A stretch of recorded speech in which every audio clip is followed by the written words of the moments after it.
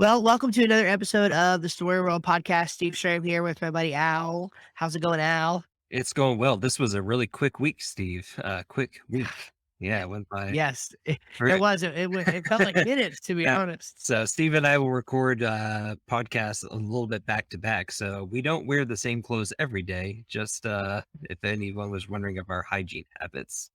Yep, that's exactly right. Yeah, it's yeah. Although mine is a pullover, so I could get away with a few days Oh, in a no, row a on couple this days. bad Yeah. boy. So Yeah. whatever. You're the one giving it away over there, not me. I So know. That is true. it's all good. Most people are just probably listening because as of yet, I'm too lazy to have them uploaded to YouTube. So it's okay. Nobody's probably watching anyways. Yeah. I'm just playing.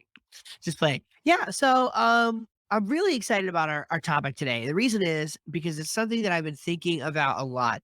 And it's this idea of anecdotes in making decisions. There's different ways of thinking about it, persuasion via storytelling. And we're going to get into some of that. You want to kind of give your thoughts on this topic, Alex, before we dive in head first? Yeah, I think I think it's a really important one. I think just kind of picking up where we left off too in the last episode about kind of news and media general is it's pretty much, well established that every media outlet has their own certain spin on a story. And a lot of outlets will use anecdotes to kind of prove their point. And I mean, that's just what they do, but it also influences how we make decisions, how we see life, and how we, have our frame of mind. And so this one obviously will be a serious topic. And so getting into it, we're going to be, touching on things that involve politics and news and kind of some high profile stories and also some lower stuff coming examples from our thing. So just kind of approaching that with a, intent to just really study how anecdotes have affected different stories that we've come across that we all know and then how Yeah. they affect us in our personal life. So I think this is a serious topic, but I think it's really good. Just the power of anecdotes and the power of how you tell a story and frame a story can just really really affect how people see things. Yeah, that's absolutely true. And I almost I want to kind of caveat as we go into this, but I don't want to apologize. I want to be very clear that Alex and I, we may not agree on everything. A lot of the stuff that we're going to talk about today, though, I think we're going to agree and see pretty much eye to eye on. But you may not see eye to eye with us. And I almost just feel like going into a topic that is this serious. I feel like I should just say up front that that's okay. Like we're not Yeah, here to discourage or to disenfranchise anyone. We have some opinions. I mean, we're not gonna just like back down on our opinions to please you. And we hope that's something that you like about us, that we take a stand for something and you should too.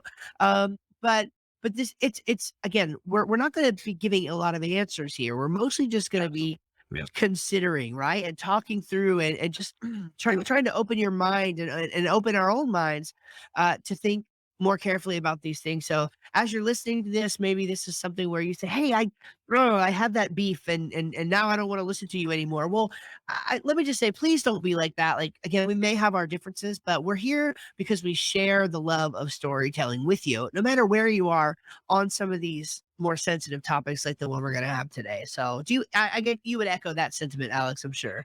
yeah, absolutely. And even though Steve and I are, firm in our beliefs, I think it's safe to say that we, love everyone and, want, everyone has different beliefs and come from different, parts of life and see life differently. Even people within Yeah. our own kind of circle that we hang out with, at church or at work, we deal with people who just view things totally different from us and that's fine. Everyone is different. Right. And so, yeah, with these sensitive subjects, just know that Steve and I aren't coming into this where we know everything and we know how things are from this point of view. Like what Steve said, we're mostly going to be asking questions and giving answers and just kind of throwing out thoughts to think about. And so hopefully this will be Yeah. really good for everyone. I think so. I think it will.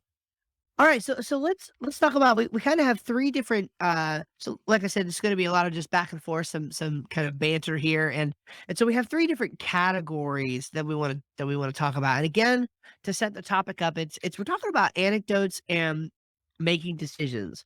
Stories have the power to influence. I mean, this story has been influencing people's beliefs, people's even outlook on life. I mean, there are people who live in dread and fear of tomorrow based on nothing more than the fact that the news is depressing.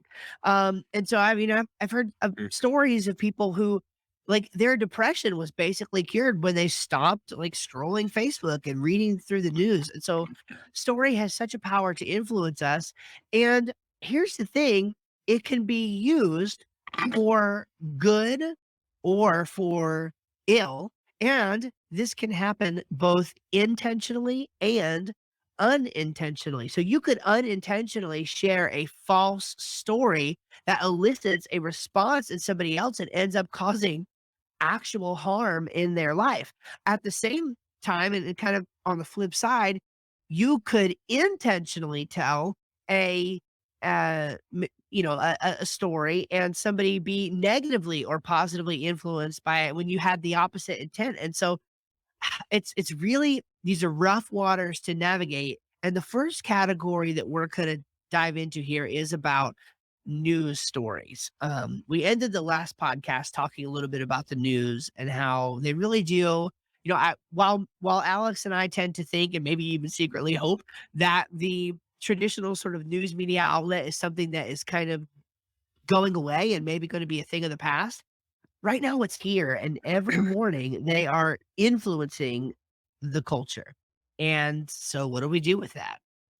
Yeah, Yeah.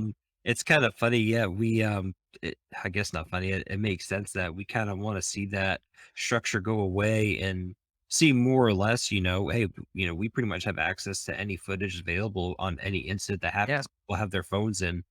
Let's just have an open discussion on, watching the video and seeing what's happening, talk amongst ourselves and, listen to whether it's podcast or a media outlet that just, really gives you true, like up to date information. Hey, here's what's happened. And make your own decisions on things rather than relying on the 5 o'clock news to tell you how to think or see a story.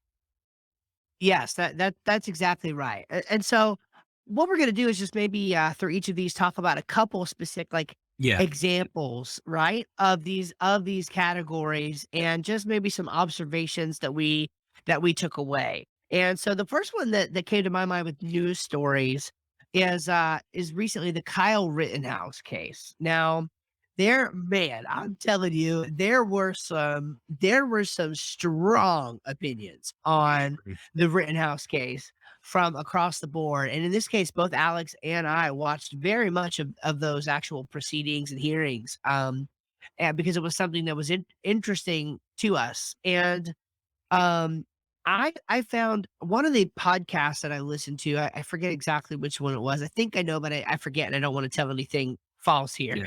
Um, too much irony for this episode to share fake news. Yes. Go for it. Um, and but what's interesting is that what they did is they played footage of different news outlets, conservative and liberal and progressive, whatever you want to say, left and right. They played a bunch of different news outlets clips back to back. And what's interesting about the Rittenhouse case is you had first person video from Yeah. the event Yeah. with literally interviewing Kyle Rittenhouse there, like telling you what he was there to do. And you had right, you had a circumstance like here's one of the and so you had the point of that is like you could obviously see, I mean, everybody had access to the same truth, to the same Mhm. objective data, and yet you could see how each news entity for their target audience was spinning the story. And I'm going to let you come in here, but I just want to give one very practical example of this so you know the kind of thing I'm talking about. Surely most of you live in an area where it's like, even though you could say, oh, like I went to a different town, it's like 2 miles down the road from you, or like or something like that, like where there's almost like this blending, right? And so there happens to be a place in between where Alex lives and where I live called Troutman. And so for Alex or me to say, like, I went to Troutman, it doesn't even feel like saying, "Oh, I went to like, I crossed a border, or I went to a different city," or whatever. Actually, to make the analogy even more frank, very close to both of us is Charlotte, North Carolina, and there's actually a place in Carowinds, which is an amusement park in Charlotte, where you can have 1 foot in South Yeah, Carolina yeah. and 1 foot in North Carolina, okay? And so, I mean, this surely this picture is obvious enough. Well, there were news stories who kept saying things like, "No, Kyle Rittenhouse was a violent offender looking to pick a fight with somebody. He crossed state lines with a gun to go. He was showing up to do some damage." Well, the actual story is where he lives is so close to the state line. Yes, the place he was defending was in a state that is not the state where his residence is, but he was there, like, again, it would have been just like a skip, hop, and a jump, to use a Southern term for him. It's not like he drove 50 miles or something with the specific intent of doing harm in this area. He was specifically there to provide medical support and came armed to defend himself. And that's his testimony. That's again, and the jury saw this and agreed with the defense on this. And so it's like there's the objective facts of the case, and then there's this egregious spin for the sake of views and enticing people and emotions and spinning the story that was so just plain and obvious to see in this particular case. Yeah, kind of more or less the same. I'm gonna kind of take it from my approach will be I'm gonna look at some of the stories that kind of bothered me that I heard, if you will, kind of from the left side, and then what bothered me from the right, and then I'm just gonna kind of give what, in my opinion, could be wrong, but my opinion on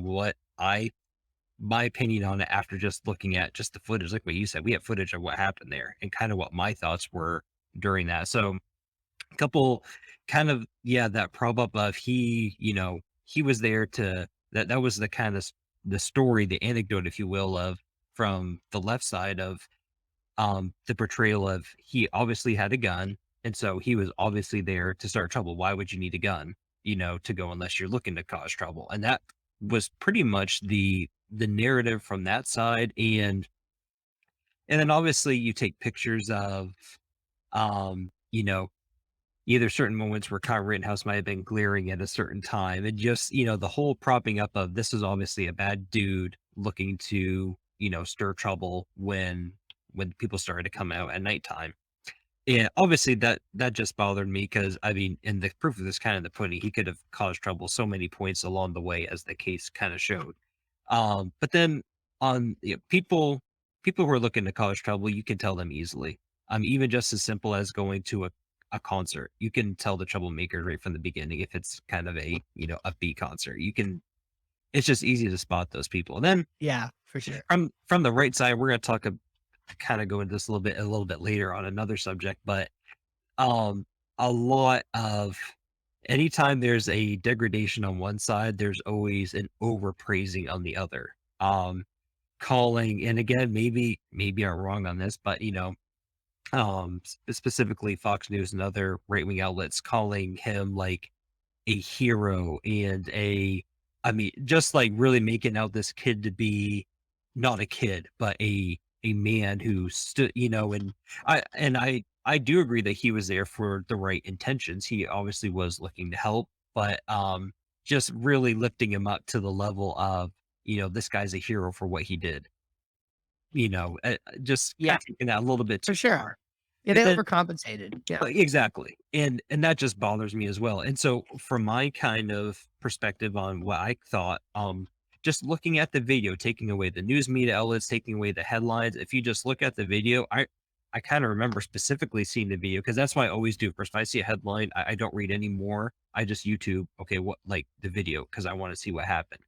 And I remember thinking, like, the first thing I thought of was, why would a kid just bring a gun to a place where there's probably gonna be trouble?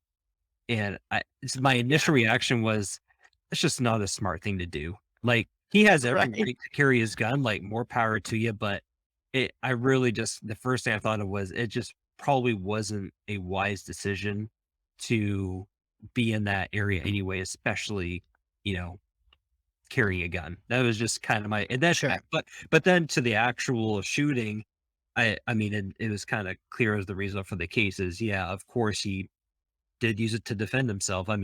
He I mean, obviously there's a trade-off. He has a gun, some guy has a skateboard, but I mean, if he got a good hit on his head and knocked him out with it, he could beat him to death. I don't know if that's what he would have done, but the potential Yeah. is there. So, and I think most people kind of agree that yeah, he was rightfully defended himself. So I think that was the right call. But yeah, I think I think that's pretty hard set. But I was kind of in the middle as far as I think he was probably a good kid, and I kind of felt it bad for him where I just don't think he was thinking through a lot of, you know, Hmm. just looking ahead of what could happen this night if I do this, if I bring this gun.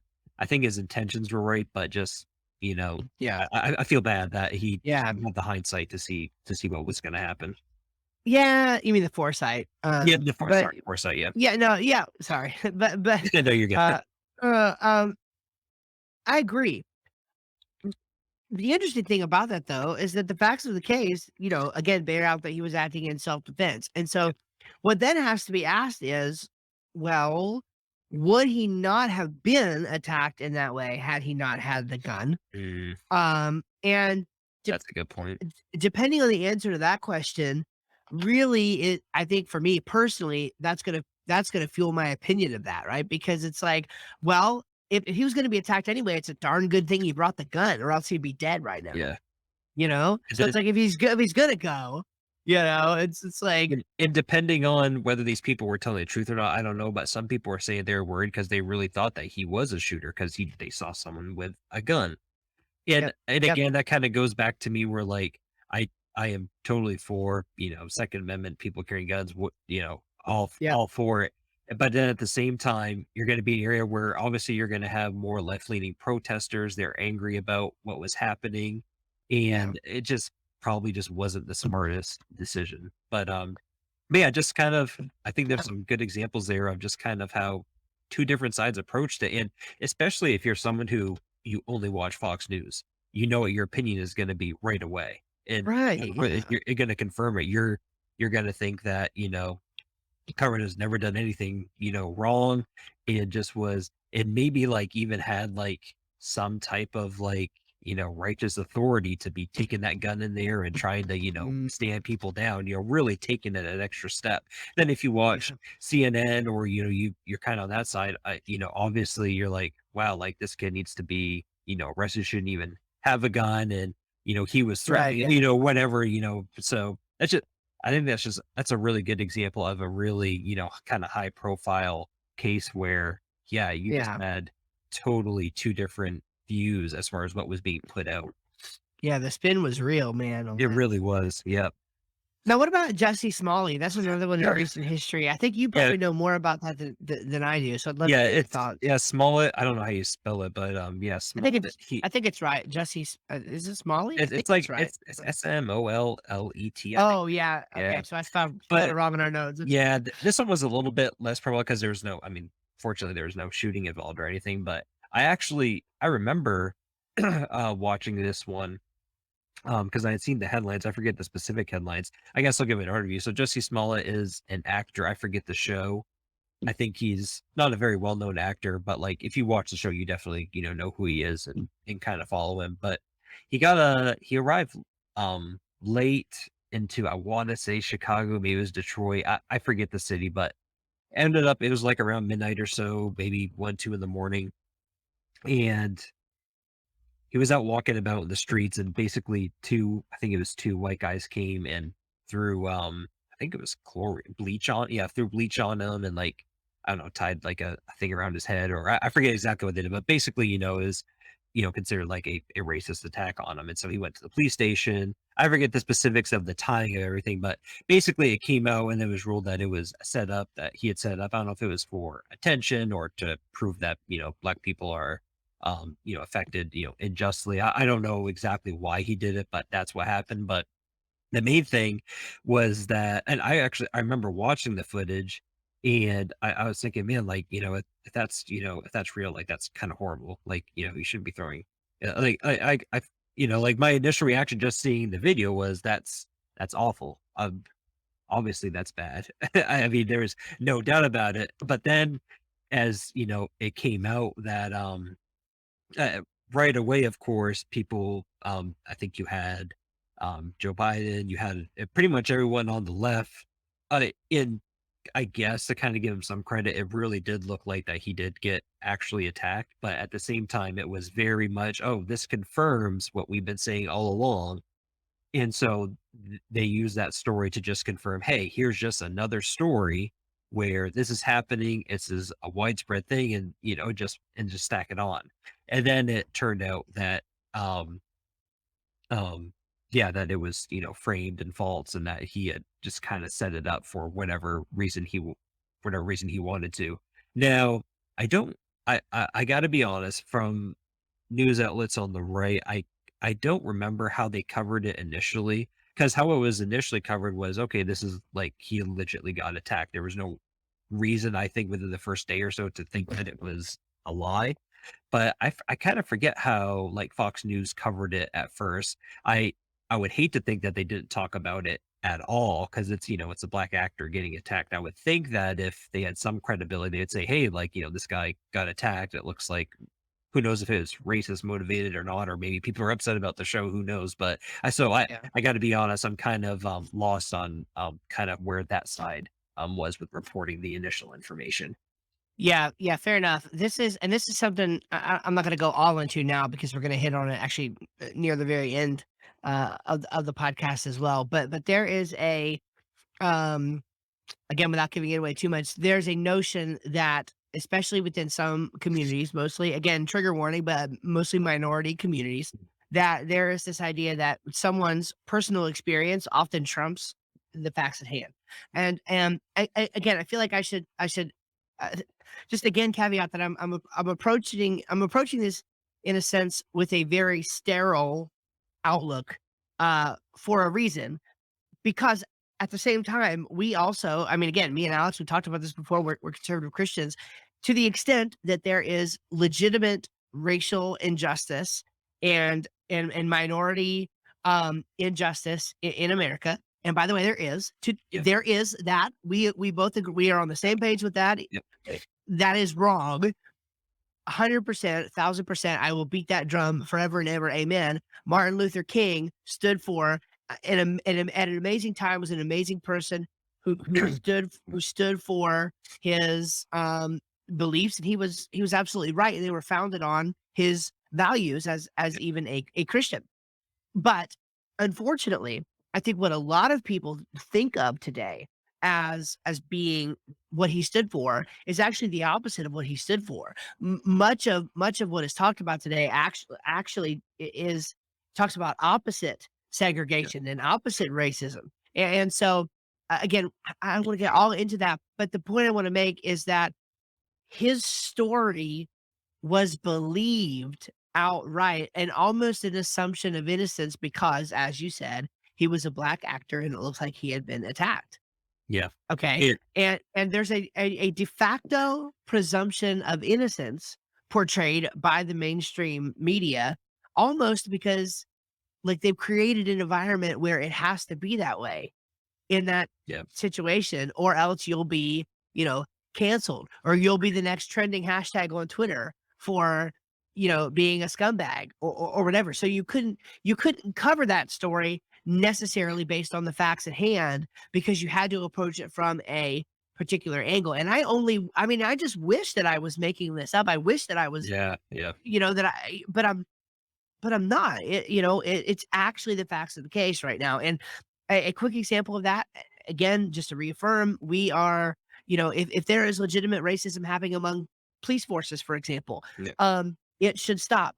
Right now, the most current, accurate data that we have about American police forces across the country, this research, by the way, that I'm thinking of was conducted by a black researcher, has shown very definitively that if anything, there is a bias the opposite way of more white people actually being shot and killed by white police than black people. Minorities are in the minority here. And in fact, the real problem is black on black violence, if we're talking specifically about the African American community, is extremely high. And having additional police forces helps keep that down.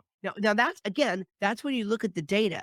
Now we must be sensitive again to the actual personal stories of these cultures and different Yeah, definitely. like they're having real experiences, they're not making this up. But again, we also have to look at the data that we have available and say, okay, well, like we have to be objective about this. It can't all be about the subjective Yeah. story. And stories are often subjective, but often data actually gives us a larger picture. And it sounds sterile to talk about, but when you're working with objective truth, you have to start there, or else you're just anchored in nothingness. Yeah, and I hate to have to say this, but disclaimer for, and I know I represent Steve saying this too, is it, this doesn't mean that if if the proof is in the pudding, if you look at the data, that doesn't mean that when someone is racially attacked, that you should just say, "Oh, well, the data shows this, so who cares?" Exactly It, right. we Exactly are right. not saying that at all, because obviously that stuff does happen, and it's Yep. unfortunate with the Smollett case because then, it takes away from people who actually did have those bad Yes, experiences. that is so right. Because it does happen. You do have, we see it on cell phones, we do have racially motivated attacks that happen. And Yep. for those people, you do want to, empathize with them and comfort them and help them. That's horrible. And so it is awful when a situation like this happens because I know that Steve and I probably will still have a open mind's probably the wrong word, but like we'll still, recognize if, something is, racially motivated or not. But unfortunately, for people who, are really hard into Fox News and all that, and they see, oh, it's fake, then their mind kind of goes to, oh, then it's all fake. Yep. And, Yep, and that, exactly. and that hurts and that hurts, really bad. So by 100%. uplifting that story and providing that anecdote as, hey, because this happened, that means that all of this is true, is just as wrong as taking it the other way. And so, Yeah. yeah, Yeah. I think that's all I have to say about that one. Yep. Yep, that's it. Should we briefly touch on the last 2 and then we can move on? Yeah, those can be quick ones. Yeah, I don't Yeah. think those. Yeah, So so I could. so go ahead, I yeah. just started this one. Yeah, so for just kind of immigration, I think Steve and I kind of talked a little of this beforehand, and we're kind of on the same line for here. But it's interesting, again, just kind of looking at it from the less point of view as far as immigration, where it's, everyone gets a free pass into the country, kinda no questions asked, there's nothing coming over, drugs aren't a problem. Not saying everyone, believes that, but it's kind of the general thing of, you know, you're a racist or you don't care to help people if you are for any type of limitation of that, and that's kind of the narrative, and, stories would be told, and I again, I admit there's some awful stuff that happens at the borders, and there's different things where immigrants are treated the way that they're not supposed to. I am not denying that at all. But the picture is that Yeah.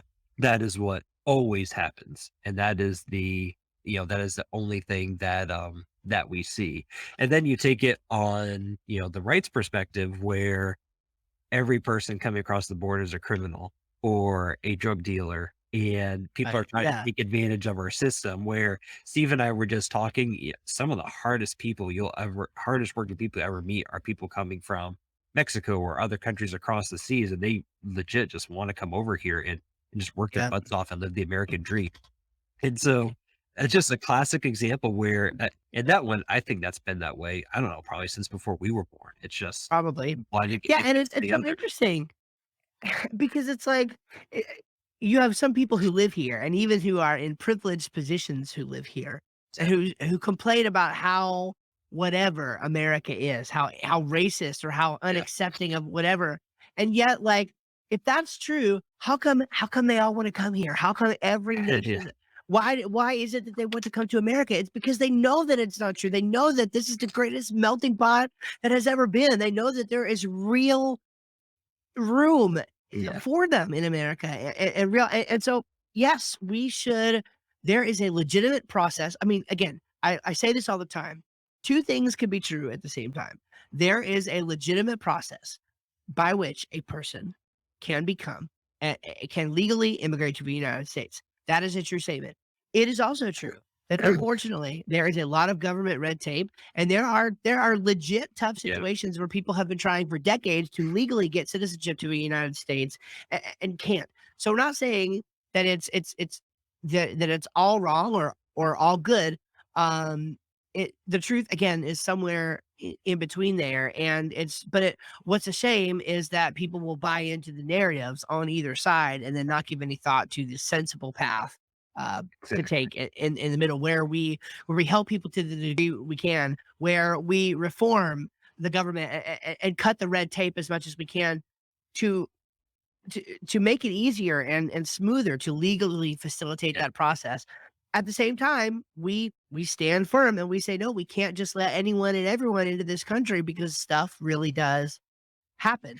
yeah. And Kinda yeah, add on to that is it really is I hate that people who wanna come over here and become citizens, that they have to go through such a long process. It's sure, crazy. yeah, Like, it in is. my opinion, and I'm not an expert on a healthy level of immigration. I don't know the specific numbers, but, like, if you wanna come over here and just, like, you're a good person, I believe not everyone's good, but, good in the sake of, you wanna come over here and work hard and raise a family and, like Yeah, like, get by those all people over means. here as quick as you want to. Like, yeah, Exactly. yeah. Exactly. They can come work for me. I mean, Yeah, exactly, yeah, I need them. So yeah. no, that's just great. You wanna start this next one? And Yeah, oh, that's right, yeah, yeah, just, wartime narratives, just like how, yeah, again, how over time it's one of the specific examples I think of is is is where when Biden pulled out of Afghanistan. It's like what a disaster. I'm sorry. It was it was just bad. it was a political just disaster. And again, I'm not going to try to necessarily remember these specific details, but I seem to remember that he actually made a public statement beforehand that whatever the specific action was that he took and that happened, he literally said it's not going to look like this. Like it's what did he say? Like maybe it's not going to look like Vietnam or something where we just had a Yeah, checklist right. just randomly pulled out, and that's exactly Yeah, what happened. happened, yeah. And so it's just like it doesn't matter what somebody again says. It matters what somebody actually does. That's And good. so, Because well, um, just to add exactly what you said there, when he said and it was announced, "Hey, we're getting people out of there," I was like, "Thank goodness, like, finally, let's just get the heck out of here. Let's just right, get yeah, back here and so, like, I'm one where I give credit where credit's due, and if he wanted to finally snap his finger and have troops come back, I was excited, but then to Steve's point, and then when it actually happened, I mean, yeah, ultimately, I am glad we're here, but man, what a mess that was. But oh yeah. l Well, we left the place in shambles and undid any relative good that we might have done in the last 20 years. I yeah, mean, it's just and gone now. of course, it's weird these situations 'cause, we can't see a world where President Trump brought all the troops back, but I have a hunch that if it were, it would be even if it was a smooth transition on either side, you would see the reverse situation. If Trump brought Yeah, the troops back, even if it was a messy situation like this, Fox News would be like, "Hey, we finally got our troops home," and left would focus on the mess, and that's just what frustrating again, back to the news yeah, media is it's just a back and forth. But, yeah, yeah, anyway, you wanna yeah. move over to the next category? Getting out of the news Yeah, stories and yeah, let's get out of the let's next get up. out of the news. Let's go on to well, ironically, my example for the next one is And, still a little news related, but uh, it's well, um, no, it's good. so the next overarching category is character build up and assassination. And this one is this one's really sort of somber in a sense because Yeah. it does have to do with very specific individuals. We're not just talking about a category or a particular group of people, even though that's important too. Um, it's kind of like the question that I'm sort of inviting everyone to think through is what happens when a person, maybe a high profile person or whatever, who has a specific reputation for one thing, all of a sudden gains a reputation for Yeah. something else, you know? And it's like, right. So there are some people whose character gets built up in a certain way, and you're kind of like, oh, I don't know if that's really legit. And then you have other people whose character gets torn down. And it's like, I don't really know if that's legit either. And based on the different stories and things that fly around, it's hard to know um, who to believe. So the first example, and I'll let Alex jam on this a little bit because he brought it up, is this idea of focusing only on the good things that people have done and then neglecting the wrong, or maybe vice versa. So Yeah, so the first person is Trump, and I know that it's been talked about endlessly in the news, podcasts, and everything. But just to kind of give our take on it, is that yeah, and we kind of want to be harsh on people that we're probably involved with mostly in our circle, and that is the the odd uplifting of Trump to a degree where he's a great man of honestly, a great man of God, and I've heard that term thrown out so many mhm. times. Specifically, I won't mention the church or the pastor, but, um, pastor that, hosted Trump at his church and, just it was beyond a, "Hey, let's pray for this guy. If he becomes our next president, he's gonna need, God's power," but it was like, "Hey, this is our guy. This is who, God wants for us," and just to the degree of and not just saying that in the place of, "Hey, God's will is gonna be done, if God wants to be president, he will," but to the point of, God has elected this person to save and rescue our country, and it it really, it kind of it didn't affect my faith or anything, but it made me very discouraged seeing that where a lot of Christians just ignoring the kind of faults that are there. And now I get the logic of a lot of people wanting to vote for him. Of course, I think he made decisions that, did cater and, live up to some promises that he made on that side. So I definitely get the voting for him, but at the same time, it was I just saw a lot of disregard for just obvious concerns with someone like Trump. Yeah, I mean, when I first heard that Donald stinking Trump was running for Yeah. president of the United States, I thought we're out of our minds. I thought there's just no way. I mean, Yeah. again, this is 2015, 2016. This is we're starting to have these conversations, and I'm 32, so at the time I was 25. Hard to believe. Oof. You know, and I wasn't, I was the furthest thing from interested in politics, but of course everybody knows who Yeah. Donald Trump is. And so I was thinking, oh my gosh, like you cannot be. And honestly, I didn't at that point. I have now what you have to understand is I believe an objectively justified appreciation for Trump, regardless of anything else from a business perspective. It's very hard to Ooh, deny that yeah. from a business perspective, Donald Trump is a freaking genius, and even his greatest enemies deny it. Okay, Yeah. so I'm in good company there. But I wasn't that into business back then. And so I didn't even have that appreciation for him from that standpoint, and so I was like, "What are we doing? Are out of our minds?" And so I was never on the Trump train, right? Yeah. I was right? Now, I happen to believe that, post he surprised the heck out of me. I just have to be honest. He actually surprised the heck out of me. Um, yes, I mean, he was sometimes the big angry orange man on Twitter, and he needed to be censored, and he probably shouldn't have even, been allowed to have a Twitter account. So when I say he needed to be censored, I don't mean that in the standpoint of, oh, he's not saying things that he didn't like. We don't. I don't mean that. I mean like maybe he should be filtered, right? Like Yeah. maybe some of the Something more good. Check official off. White House communication channels should have been used. Okay, so again, 2 things can be true at the same time. I think he had great policies. I actually appreciated, to an extent, his willingness and ability to greatly or to rather to directly, connect with the American people. Yeah, at the same time, I mean, he had some serious moral failings that I feel like I'll just say it, a lot of Christians and conservatives just totally decided to gloss over and say, "Oh, we're just gonna ignore all this stuff," because he's some sort of political savior figure. And we don't believe it or not, I can't believe that we're gonna talk about this subject. I didn't even think about conspiracy theories as being a whole separate it's probably a whole Well, separate that is category. that goes beyond anecdotal. Um, Yeah. It does. It's probably a whole separate category, but I just can't fail to mention it because it was such a big deal.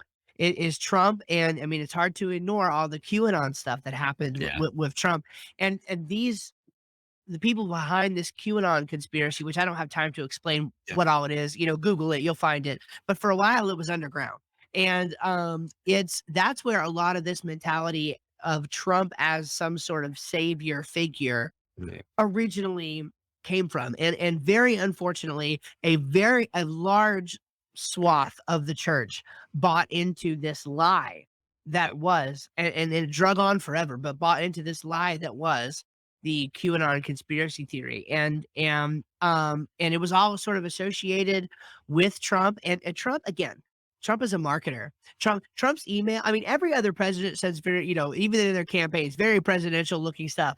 Trump's official campaign emails look like sleazy 1980s direct response marketing campaigns, and I freaking love it. I love every one of them because I'm like, no, these people get it, right? And so, right, point being, Trump wasn't going to turn down that negative press. His Oh, yeah. his response whenever somebody brought up the QAnon thing was always kind of like, "Oh, I can neither confirm or deny," these sorts of things. And and and again, it was none of it was dumb, none of it was ignorance. He was the freaking not only is he again an objectively genius businessman, he was the most informed man on the planet. He was the president of the Yeah. United States. He knows everything that's going on, but that played towards ignorance. Again, it was a political move. It was a marketing move. And so, but again, we ought not focus on only the good things or only the bad things. Yep. We need to display balance, and we should have good reasons, right? Like, for example, if somebody wants to argue with me of whether or not Trump was whatever in office, well, we can have a conversation about that deals with policy decisions that he had made, economic prosperity and things like that for the country. It's like COVID happened and boom, suddenly there was a reason to I honestly wonder if he would have been in for a second term if not for COVID, because now there was this bad COVID boogeyman that everybody could slaughter him for not handling Yeah. properly Yeah. when we were dealing with something that people had no idea about. Nobody would have handled it properly. It's like learning, I don't know. I don't even know what it's like. It's like, anyway, so I so kind of that's want just to one example, I but yeah. kind of want to throw this out here too, just real quick. It kind of relates, but also something separate is, um, especially in politics, especially when it comes to the president and then the senator, but everyone in politics except for maybe a couple. I can only name honestly one or two off the top of my hand that I actually care to listen to. Mhm. It's always one side against the other. This side is always good and this side is always bad, and vice versa. Yep. Honestly, just go out and talk to the person you live next to.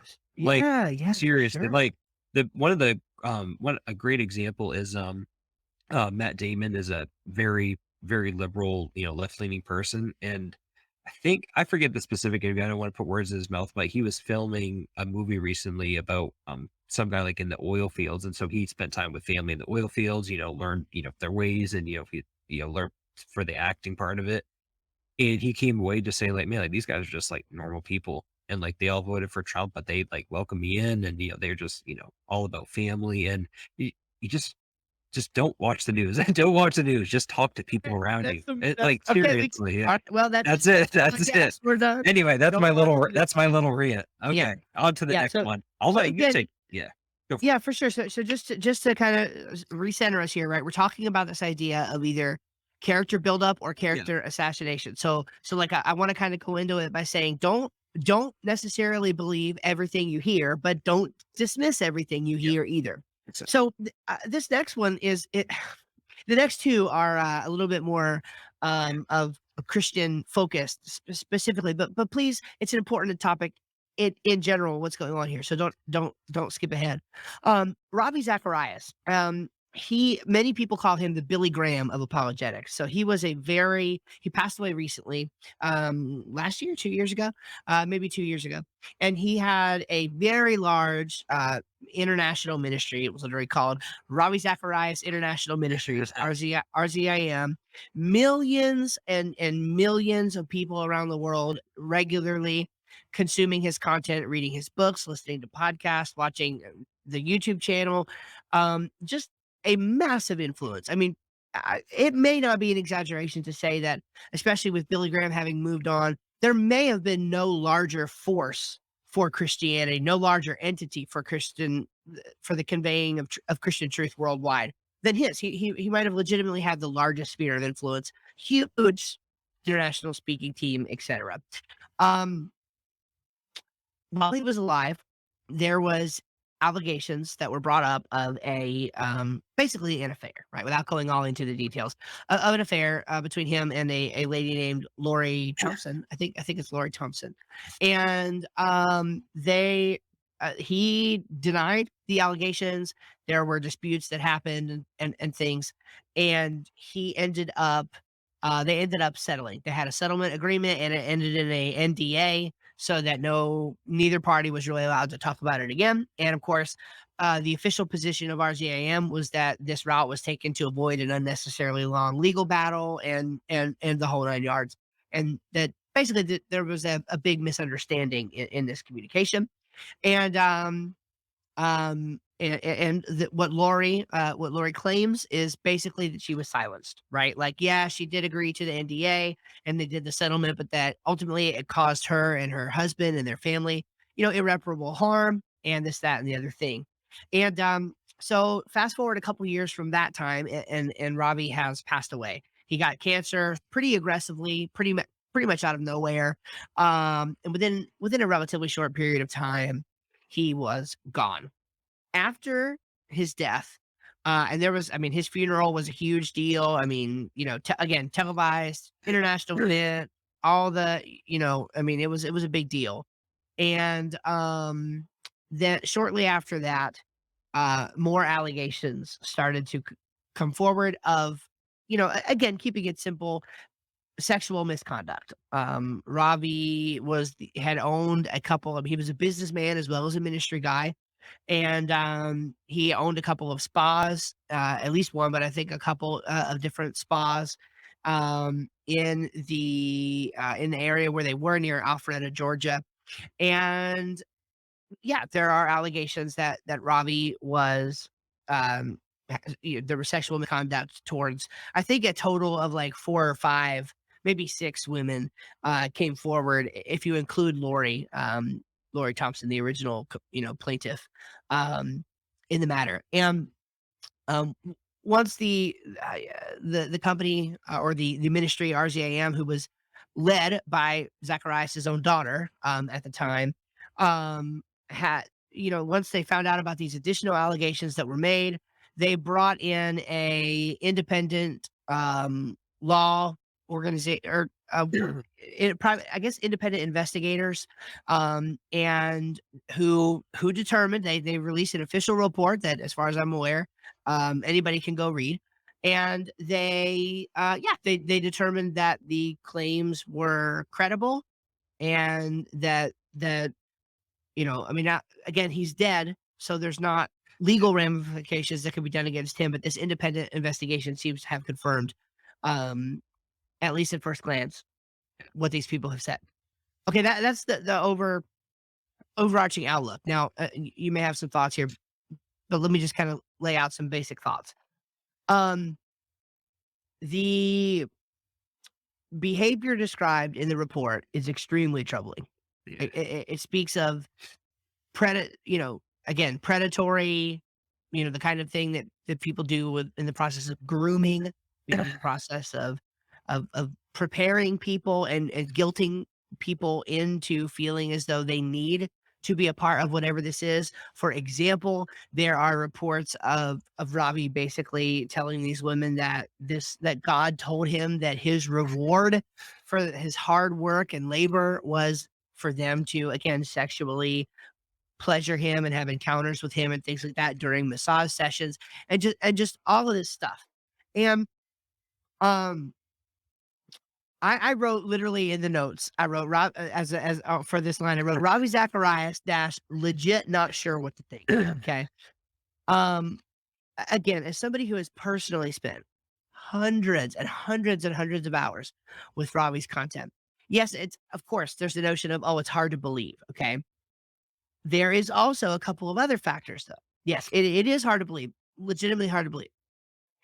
Another factor is his son, who was, again, just as close to Robbie as anybody, has a blog where he picks apart many of the pieces of evidence that the independent investigation firm had alluded to, and in my opinion, I think he shows that some of them are a lot less certain.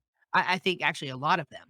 I would have to reread again to be very certain about my statements here, but a lot of them that I was reading, he's making some good points, I guess is what I'll say. I'm a lot less certain in the facts of the case, based on data that they really didn't have access to, based on really some suspicious stuff where the family wasn't, allowed to. There's just some really suspicious stuff here going on. I don't think the case is as airtight as they made it out to be. That's one factor. Another factor is you do again, these are women coming forward after the person passed away. Some of these women would have been in close proximity to each other and would have had again, now I can't think of any necessarily any motive or whatever that they would have had for like conspiring in this way. But again, I don't know the intimate details of the case. So maybe there was financial things that happened for them that again, I don't know. But it's another one of those things where like based on the culture, there is like this de facto belief of their stories unless proven otherwise that I think can be dangerous, while at the same time we must remain sensitive to the fact that if what has happened is true, it is an egregious, and it's yes, it is sin. It is also just awful human, behavior, and it is the worst thing, and these people should have never been put through it. But like I wrote down, I'm legit I'm legit not sure what to think because it's just so hard for me to imagine that the person who wrote the words and spoke the words that again through the thousands of hours that I've spent, it's so hard to believe that that person would, and especially when you hear personal stories from his family of how giving that he was and the way that he acted in circumstances as a husband and as a father, it is so hard to imagine that that is the same person who committed the crimes as it is stated that they have been committed. So what do you do?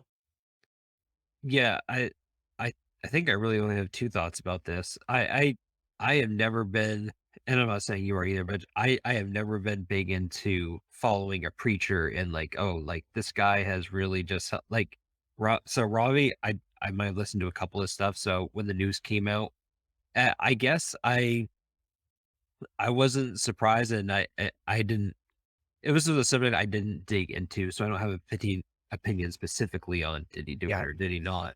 But for me, I just thought like it wouldn't surprise me if it happened.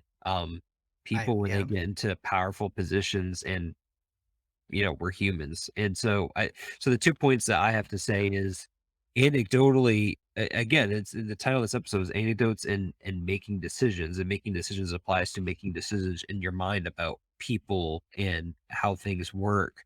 Um, it, if you hear everything good about Trump, that does not make Trump a man of God. If you hear everything bad about Trump, that doesn't mean that he's helped people and charities and, right, given. right, I right. mean, and it's the same thing with Robbie Zacharias or your neighbor or coworker or anything. And so even people who are well known, and yes, obviously people who are well known, you might not know personally, but have helped you through life, either through a podcast or through sermons or lectures. Like, yeah, that's great. And obviously you have some type of connection to them. But man, whether you're a Christian or not, base your decisions on someone based on how you know them.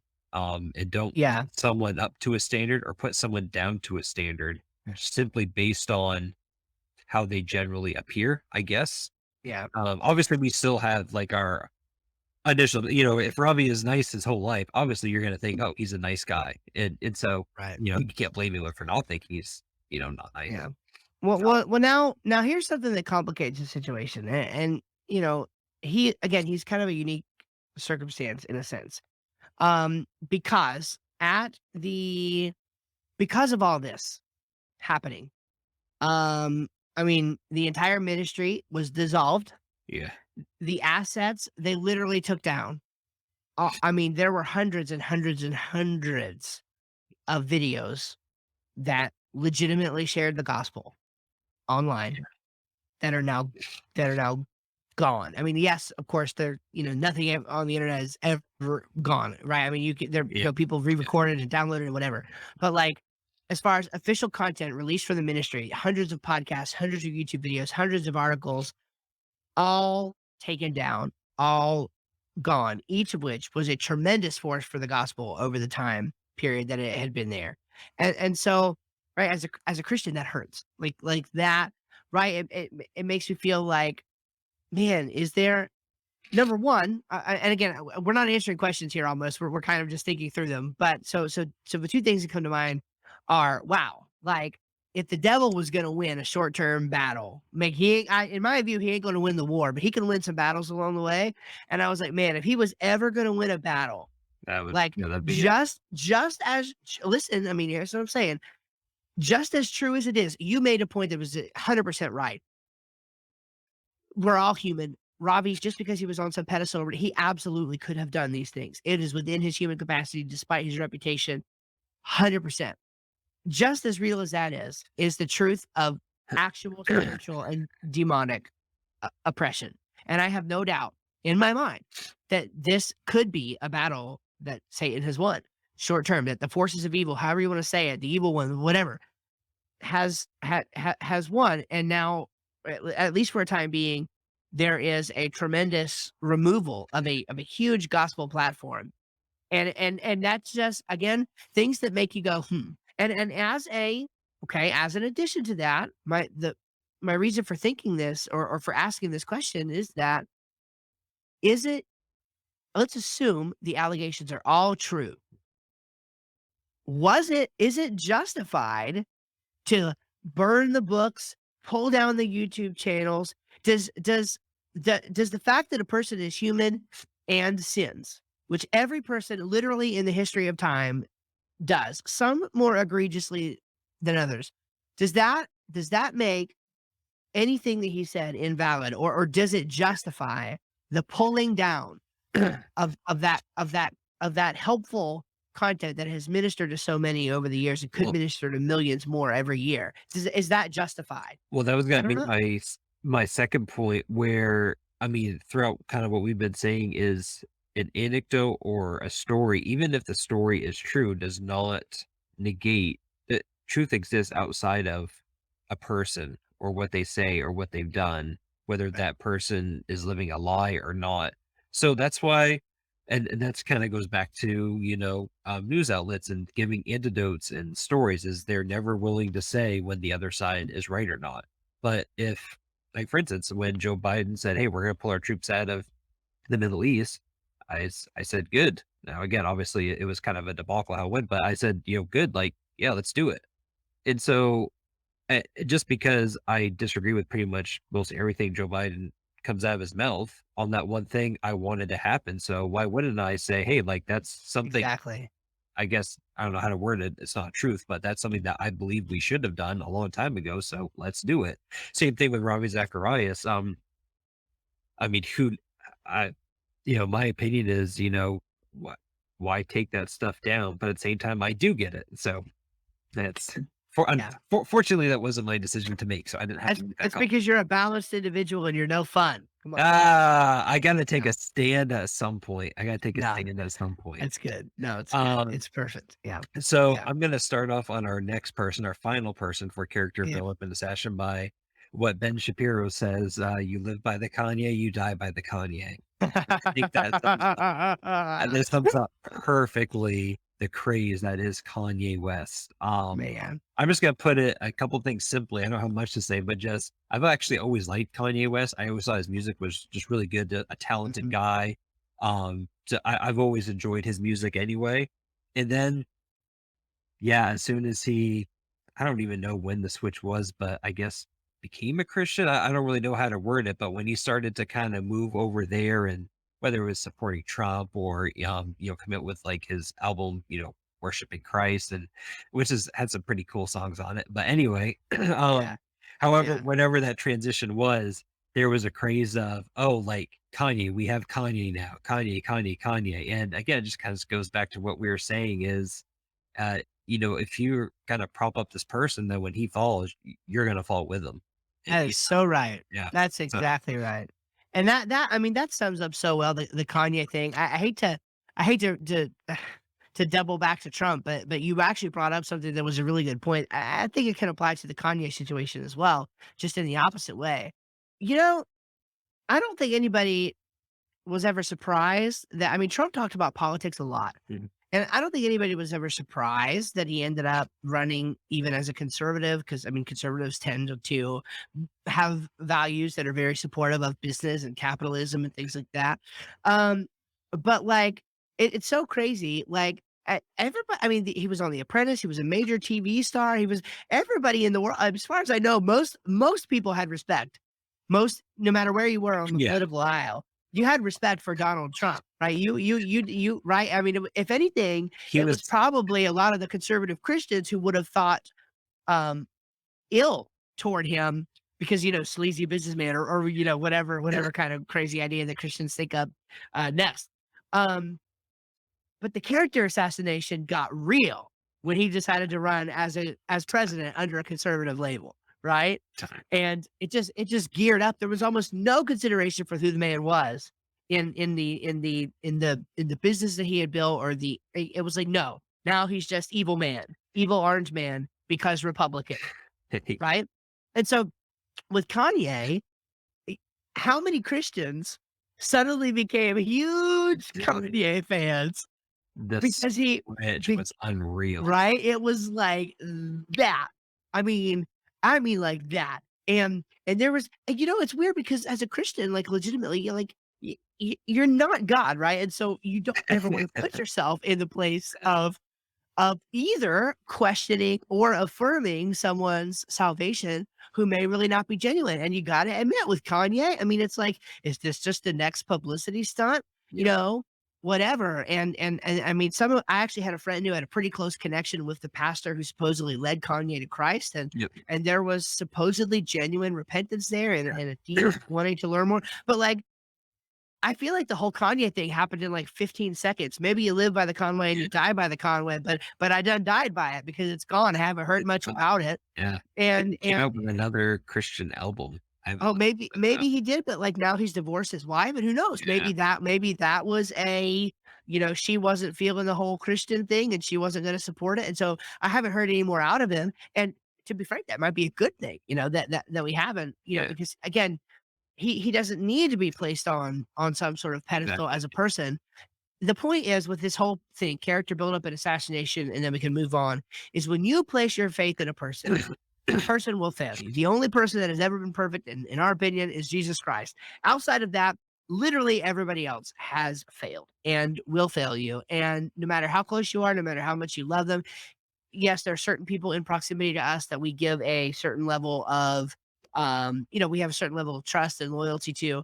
But especially when you're just propping somebody up or tearing somebody down in virtue of their fame or their fortune or whatever, when you don't actually know them at all, then it's really, really difficult to make an accurate assessment of somebody's character. And so I think to if I were to give an answer or whatever, I would say to have a balanced approach, right? Yeah, Just be as absolutely. balanced as you can. And that's not as exciting, like what Steve said, I'm too balanced, but it's not as Yep. exciting as saying, "How do you call this guy a liar?" or Right. this guy but I mean, But it's the most yeah, honest. it's the most honest. You either Yeah. yeah, it it is because most of the time that's where something lies is kinda in the middle. That's right. Um, That's right. so, our final category, emotional persuasion, um, for good or ill, I think, Steve, is Yeah. kind of our last thing. Yeah. Um, so the first, kind of subtopic we have on emotional persuasion is, pastor preacher stories. Well, you could do this for good or for ill. Oh, oh, man. man, It goes both ways, boy. it really Really does. um, Mhm. so I'll touch on the positive side and maybe throw Steve Oh, under the gee, thanks. bus. You're welcome. So, it was kind of like our mixed story of the week too, but, I won't retell the whole story because it lasts a long time. I won't do it justice, but we had, is his first name Jonathan? Yeah, uh-huh. Yeah, Jonathan McNeese. He came and, preached at our church this past week for kind of our revival Sunday, and And it was definitely more of, I guess you could say, a revival message where it was, a lot of laughs and a lot of good storytelling to elicit emotions from the crowd. And I wouldn't say it in a deceptive way because and that's the negative side of stuff. I've definitely been in deceptive areas like that, but this was a legit, connecting real life stories to, um, to human emotion in Christ and just all of that. It was really genuine and really great. And so, um, just from a pastor and preacher's perspective, obviously, I guess kind of get to my opinion here, but preach for the word of God and what the Bible actually says. But being especially being a pastor, you go through a lot in life and a lot of stories that you were a part of and what you see.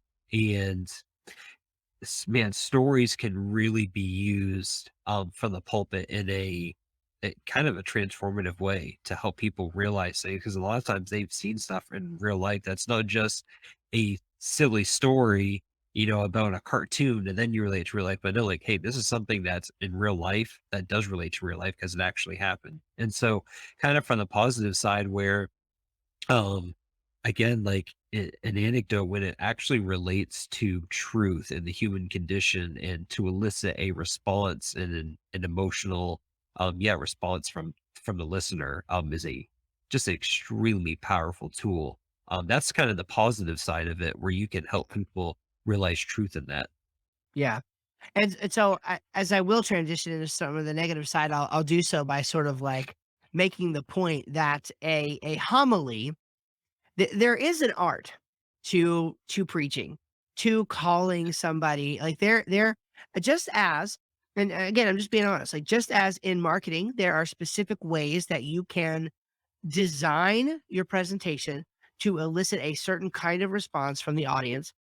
The same thing is true in certain kinds of preaching. And y y it's hard to attach morality to that discipline in itself. It's kind of like money. Money in itself is amoral, but you can either love it to the point of your own demise, or you can recognize that it is a tool that can be used for good. A brick can be used to build an abortion mill, or it can be used to build a cathedral. Is one of the Yeah, yeah, examples, right? And so in that way, the art of calling somebody to a response. For example, again, like you mentioned, so I'll just give a little bit of context. Our church is what we do what's called expository verse by verse preaching. That means on any given Sunday, there are exceptions, but they're very rare. mhm, On any given Sunday, whether it's Sunday morning, Sunday night, or even Wednesday night, most of the time it is all right. Open your Bible, next chapter, next verse. We're going through the book of John, or we're going through Colossians, or First Samuel, or wherever. And we're actually looking at the text of the Bible. The message for that night is drawn out of the text itself. The text is explained, and and whatever is taught is what the text teaches, and then there is application to our lives. When you have a revival sort of service, though, oftentimes this is not the kind of preaching that is done. mhm, It is often going to be more topical. Okay, in the case of the sermons that were preached on Sunday, and I should also say, Pastor McNeese is one of, well, I mean, not to again glorify a person, but he's always been one of my very favorite preachers, and because of his style. I mean, frankly, his style is very good. He's a very good storyteller. Now, in both cases, I'm pretty sure he started by reading one very small portion of scripture, and the entire rest of the thing was thoughts based on his study and stories. Okay. And so the question is that wrong? I do not think it is wrong. I do think it is for a particular time and place. yeah, My personal opinion, and I think I can argue this from the text of the Bible as well, but my personal opinion is that it ought not be the norm to have a somebody read part of a verse and then tell stories the rest of the time, and that is the bulk of your message. I don't think that is what the task of preaching in general is. But there is this call to repentance, and a call to get your life right. And there were people, there was a flood of people who came to the altar just to pray and to make things right with the Lord and ask God for help after these messages. And I think it was a great thing. And there was healing that happened as a result. So I think that that discipline in itself, there's a time and place for it. And it is, it has merit. Um, Unfortunately, as with marketing, which we'll talk about in a minute, unfortunately, if you have ill motives, Yeah. this sort of thing can be done in a very questionable way, to say the least.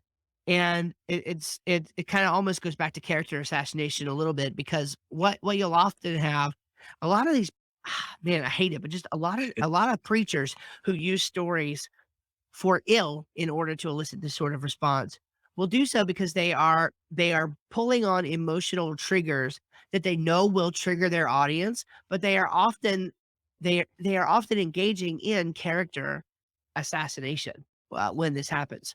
Or, I'll tell you what, a lot of times people, and this is sick. I mean, I'm just going to be honest with you. I mean, yeah, I am a Christian. I've been under preaching my entire life, but there is a sick practice in some circles of like having these revival meetings and stuff, where they are legitimately trying to count salvations and one up other pastors and Yeah. other meetings on how many people they can get to come forward for salvation or whatever. And so they will preach messages that are intentionally designed, and I hate that this is true, but it is. They are intentionally designed to make people who are genuinely saved and know they are question their salvation. And I'll be very vague. I won't go into too much, but there was a context in my own past of church going, where there was a very long-standing revival that happened. It ended up going 4 to 6 weeks. I can't remember exactly. And it was like every night for 4 to 6 weeks. Wow. And there were multiple people in our church who who came forward Hmm. during that revival, who you would have never for any reason doubted that they were actually saved, Yeah. doubting their commitment to Christ. And and and there were people who came forward, professed salvation again, went through this whole, I was faking it before, but I mean it this time sort of routine. And I have to praise the wisdom of my pastor at that time. Listen, he and I, we always got along, but I never really brought my any disagreements that I had publicly to him, but I did have disagreements with him about ministry philosophy, about theology, about various different things. Um, but his wisdom in how he handled this situation, I thought was very well. Of course, the irony is that the revival, although it was spanned multiple churches and even churches from other counties and even states who came to be a part of the revival that was happening, it was in our church. And so I praise his wisdom, um, because he evidently, there were two things that happened. On the one hand, he um, evidently had conversations with these people because he sensed that this had happened to them. He sensed that they were people who truly and genuinely were saved and had just been emotionally Yeah. impacted by the message, and were doubting their salvation even though they truly had been saved. And in his wisdom, he I'm guessing that this wasn't their idea because it was multiple of them, and I probably wouldn't have done it if it was me. He had them come before the church again and publicly profess that, right? Profess that they made a mistake. Not that they were in the wrong and made a mistake, but that they truly were saved and they were just trying to make things right and be absolutely and this, that, and the other thing. So I think that was wise. The other thing is, during the revival, when he says some of this going on, he preached 2 messages to just our church on the Sunday night crowd. And I maybe I should clarify, he was not the one preaching the revival. So it's Okay. not Good. like Good to it's know. not Good to know. there was not like, double Good to know. agency going on here, okay? He was not the one preaching the revival, it was at our church. So, like, so the on the Sunday nights, like on Sundays or whatever, the churches would, like, go back to their own churches, and then they would reconvene on Monday night for the next night of revival. That's how this would go.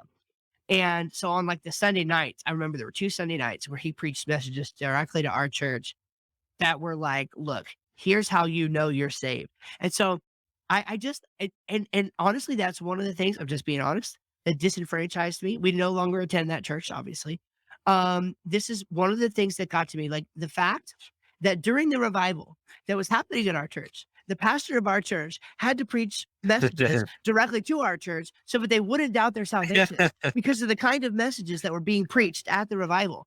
And again, I'm sorry, God forbid somebody listens to this in the future and they kind of, by my vagueness, even know like what I'm sorry, but it's just true. And that sort of ridiculum happens Man, um, I remember across the spectrum. it's been a long time, but I remember sitting in those meetings where the preacher would get to the end and say, maybe you've said the prayer and you thought you know Jesus was your savior, but you're feeling that prick at your heart and you're not quite sure. And you're standing and then Yep. just the hammering and hammering. Boy, Oh, boy, oof, that that prick prick. gets really tough, That really lets you know specifically at those at moments those when that moments that specifically. prick And gets very, very sharp. That prick didn't happen before, no, it didn't. and so and things like, um, a again, things that even might seem, innocent. For example, extending an altar call out. I actually this is one of the things, and I hope I'm not, like, being too, whatever, I don't think so because our live stream our services are live stream. But, in our church, we intentionally, and he'll say it from the pulpit, we do not draw out our altar, like, so, again, the concept of the altar and the altar call is even something that I mean, it's certainly not necessarily like a biblical practice. Most people didn't even do this until, like, the last couple centuries. Um, but, like, we believe in, or we at least give people the opportunity to come forward to the front and just kneel in prayer, and then we have people up there who are there just for support, for emotional support, to come pray with you if you need somebody to pray with you. That's all it's for. And it's a right, it's a way to sort of make that intimate, that prayer time with the Lord, and to separate that out.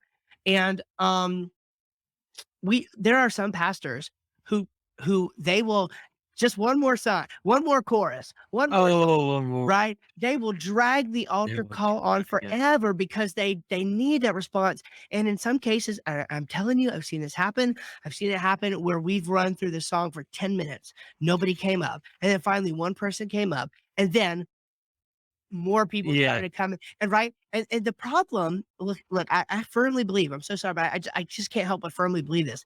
It's not that the Lord, if the Lord was dealing with that person, like, I yes, there are maybe some circumstances where maybe it's not the case, but, like, if suddenly, like, it takes 10 minutes for the first person to do it, and then the whole place gets involved. I'm just like, you're just dragging it on for the purpose, honestly, of a show, or for getting the numbers, or for To feeling like, because pastors will talk about, and I'm obviously very passionate about this. I'm sorry to be going on for so long, no, I but many absolutely. but many pastors will talk about the success of their sermon, or rather the Right. success of the of as in relative to what the altar call response was like.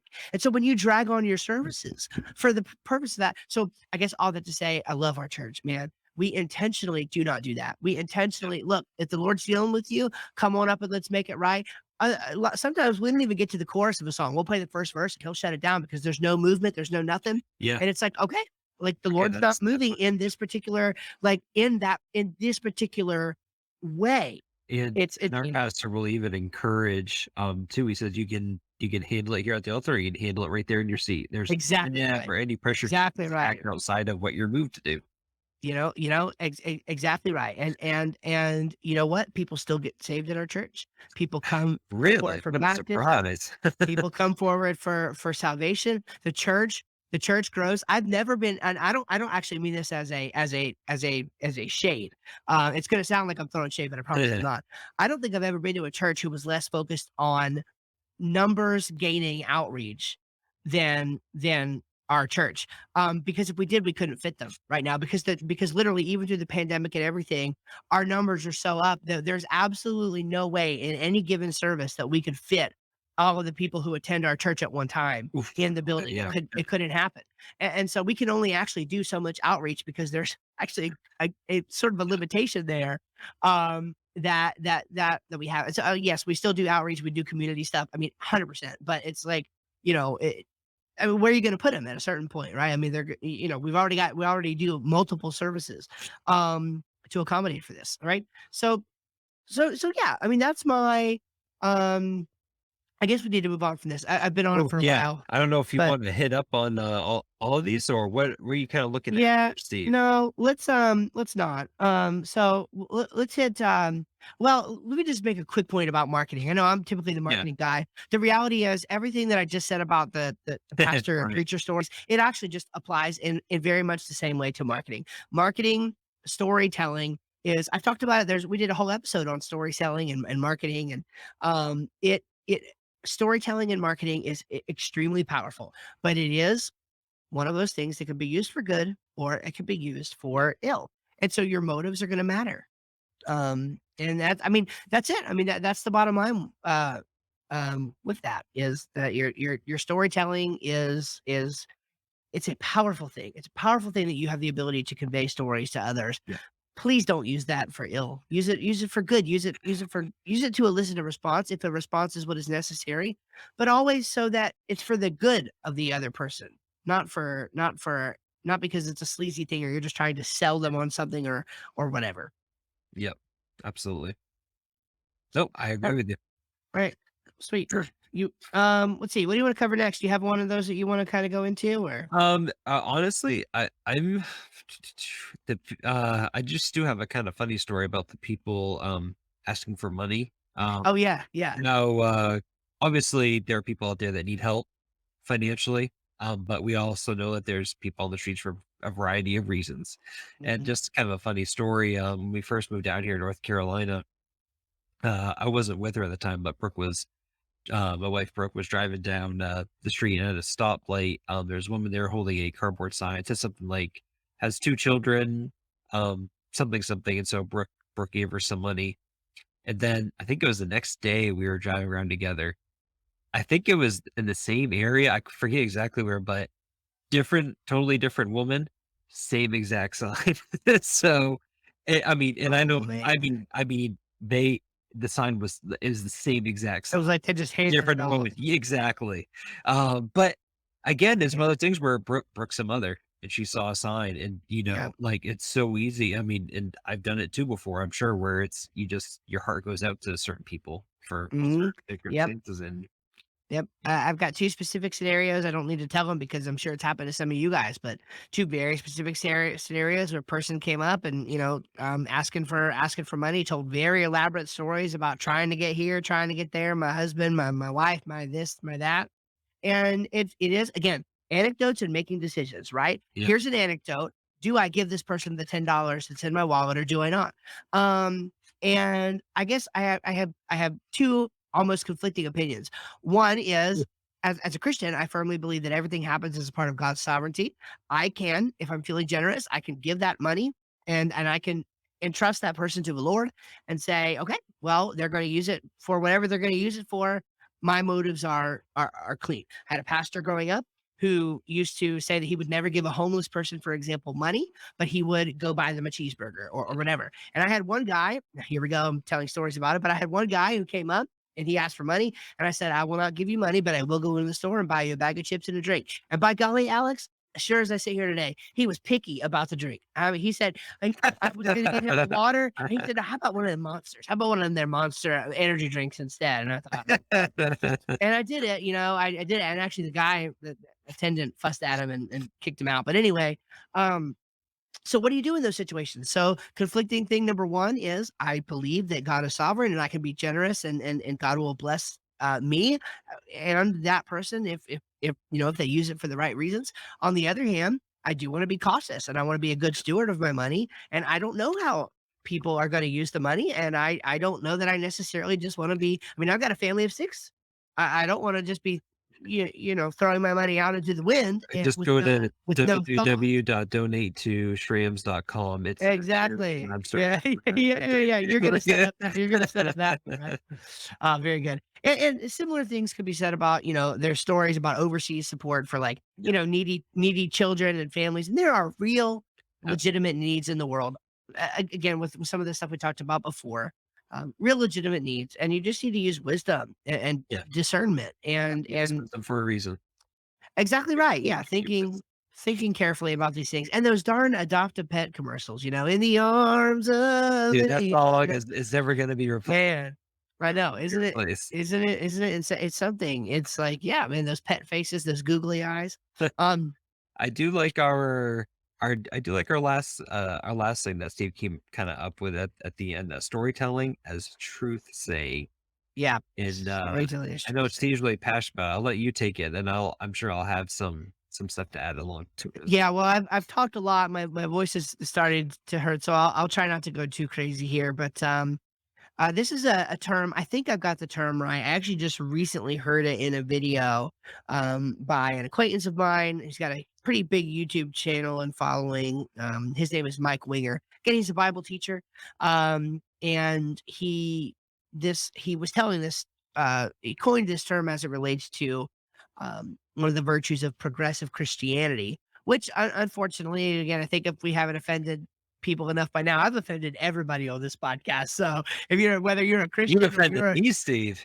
whether I've offended Alex, if you're a Christian or you're woke as a joke, I offended all of You y'all. offended everybody tonight. So I'll just go ahead and do one more offense, and that is we'll be kind of circling back to one of the very first things we talked about: storytelling as truth saying. So it's this common thread that again Mike identified in progressive Christianity, which often is just a brand of Christianity where a lot of progressive and secular values and frankly wokeism, to be honest, seep in. And and the core idea is that one's personal subjective experience actually has the power, not just vaguely is more important or whatever. It's deeper than that. It actually has the power to trump, no pun intended, the facts of the matter.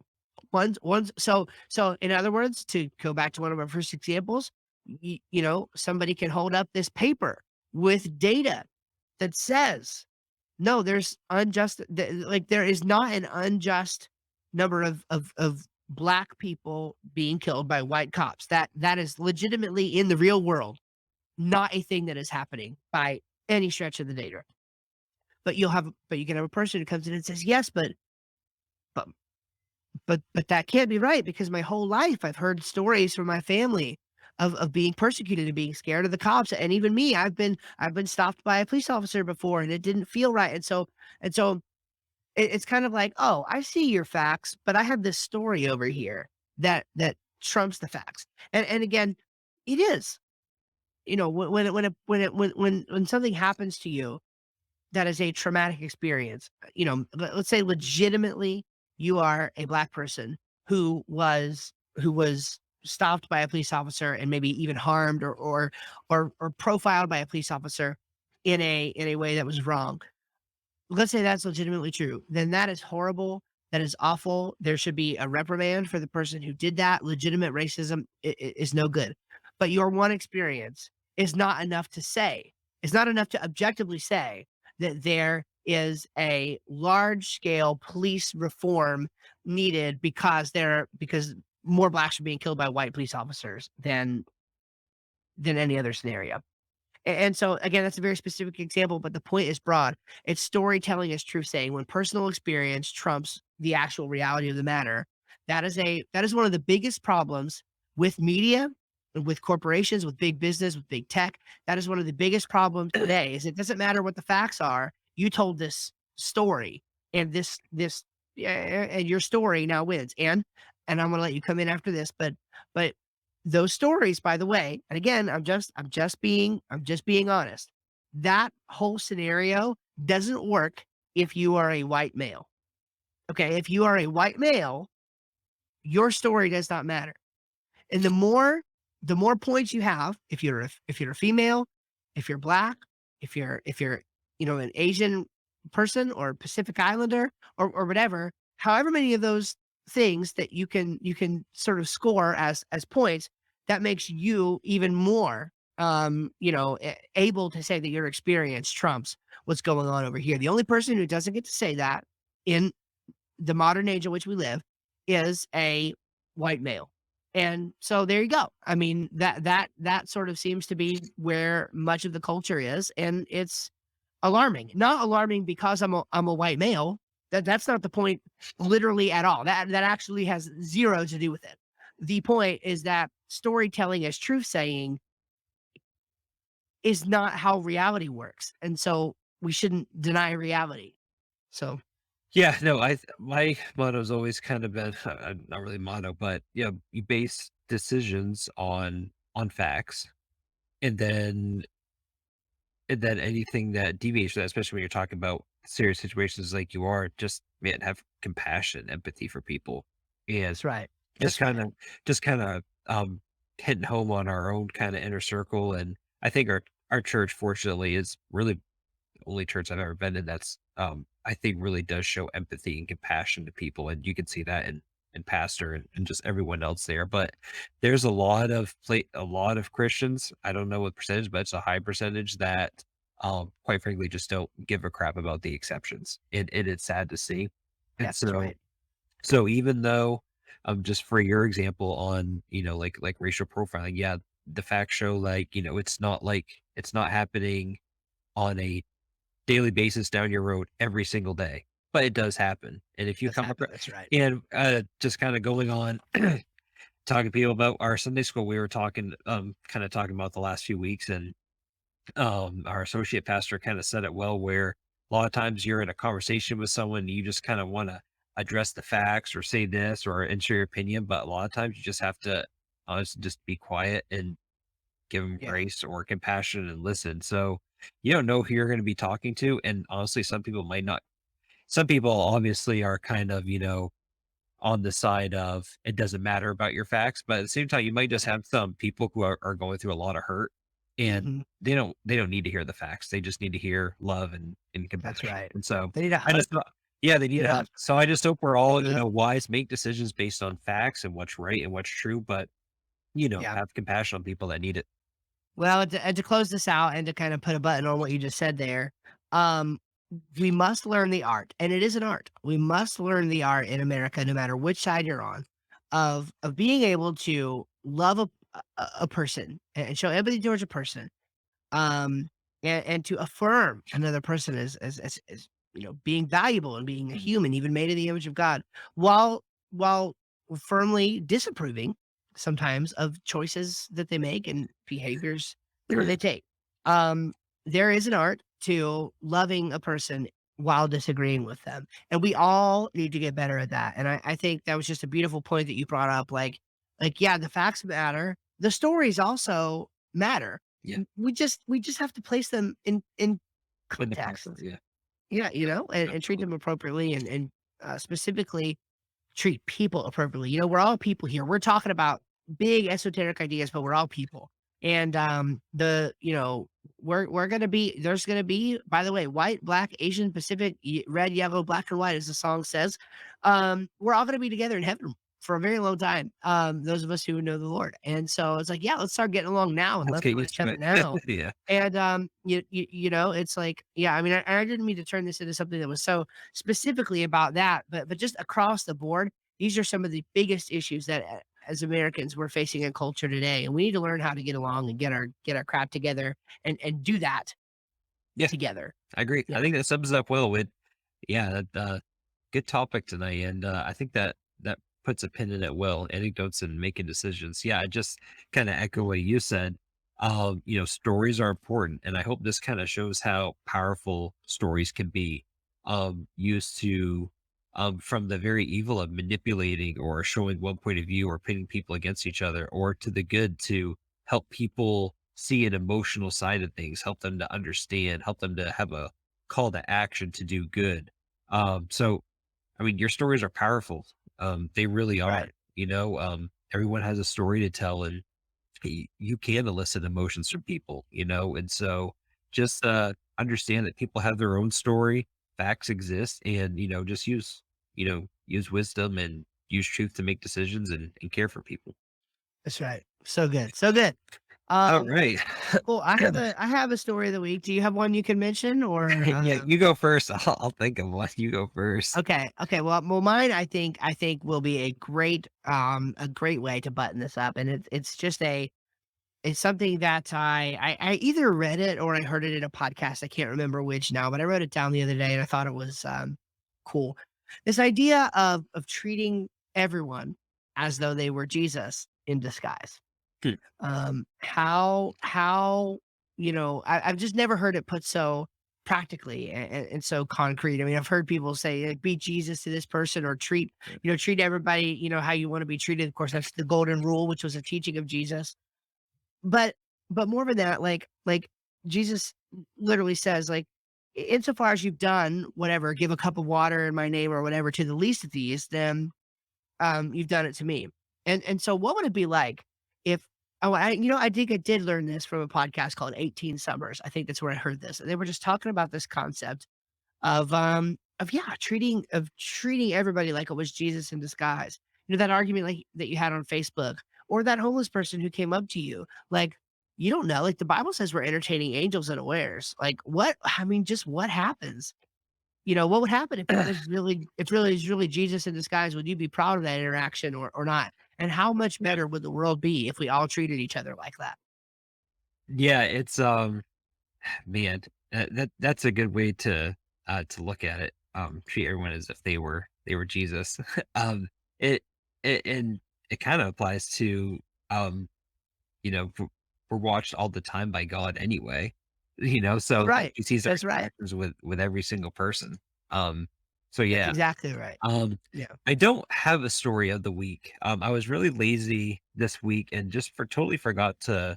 I know I've read stuff that's interesting. I always do, but I think I'm just this week. I'm just gonna take a shout out saying that I'm really enjoying our weekly Wednesday night dinners after Wednesday night church together as Oh, yeah, our that's family. great, man. So I'm my excited story about of the that. week is just going out and creating a mess for the waiters and waitresses and Yeah. dealing with spilt drinks and screams, all coming from Steve, of course, no one else.